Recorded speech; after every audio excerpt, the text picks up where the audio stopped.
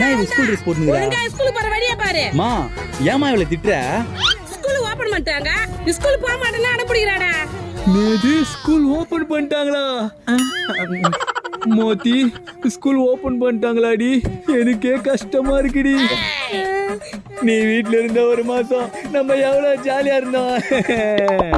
நீ வீட்ல இருந்த ஒரு மாசம் என்ன எவ்வளவு சாவச்சிருப்ப.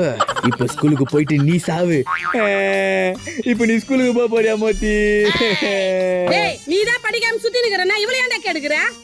மா இன்னைக்கு அவளை கடைக்கு கொண்டு போயிட்டு நான் வாங்கி தரேன் தெரியுமா? டேய் ஸ்கூல்ல டைம் ஆகுது போடா. மோத்தி